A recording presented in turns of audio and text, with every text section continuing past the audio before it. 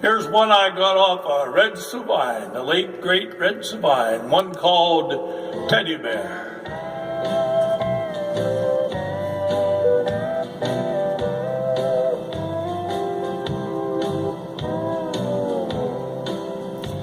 I was on the outskirts of a little southern town, trying to reach my destination before the sun went down. The old CB was blaring away on channel 19 when there came a little boy's voice on the radio line. And he said, "Breaker, breaker, 19, is anyone there? Come on back. Come on back, truckers, and talk to Teddy Bear." Well, I keyed the mic and said, "You got it, Teddy Bear." And the little boy's voice came back on the air. "I appreciate the break. Who we got at that end?" Well, I told him my handle, and then he began. "Oh, I'm not supposed to bother you fellas out there. Mom says you're busy and for me to stay off the air. But you see, I get lonely, and it helps to talk, because that's about all I can do. I'm crippled, and I can't walk." I came back and told him to fire up that mic, and I'd talk to him as long as he liked. "This is my dad's radio," the little boy said, "but I guess it's mine and Mom's now, because my daddy's dead. Dad had a wreck about a month ago. He was trying to get home in the blinding snow. Mom has to work now and trying to make ends meet, but I'm not much help with my 2 crippled feet. She says not to worry, we'll make it all right. But I hear her crying sometimes, late at night.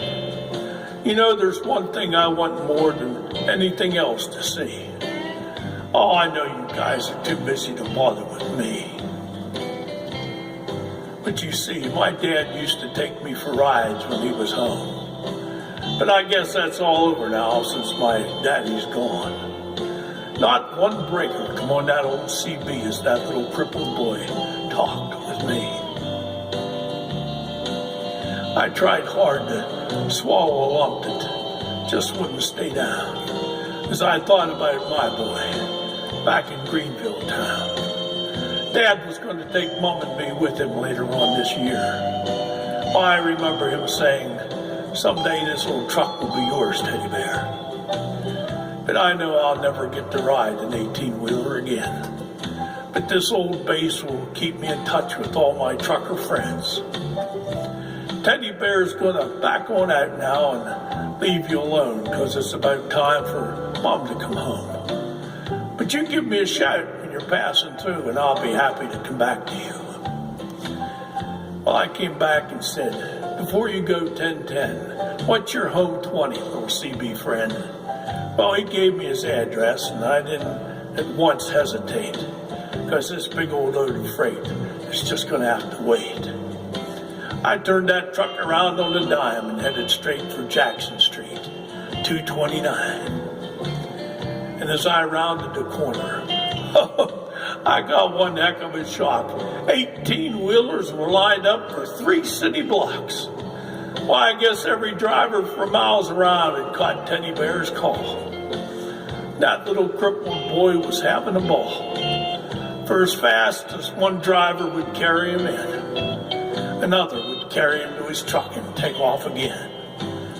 Well, you better believe I took my turn at guiding Teddy Bear. And then I carried him back in and put him down in his chair. And buddy, if I never live to see happiness again, I want you to know that I saw it that day in the face of that little man. We took up a collection for him before his mama got home. And each driver said goodbye, and then they were all gone. He shook my hand with a mile-long grin and said, "So long, trucker, I'll catch you again." Well, I hit that interstate with tears in my eyes, and I turned on the radio, and I got another surprise. "Breaker, breaker, 19, came a voice on the air. "Just one word of thanks from Mama, Teddy Bear. We wish each and every one of you a special prayer, because you just made my little boy's dream come true. I'll sign off now before I start to cry. May God ride with you 10-4. and goodbye.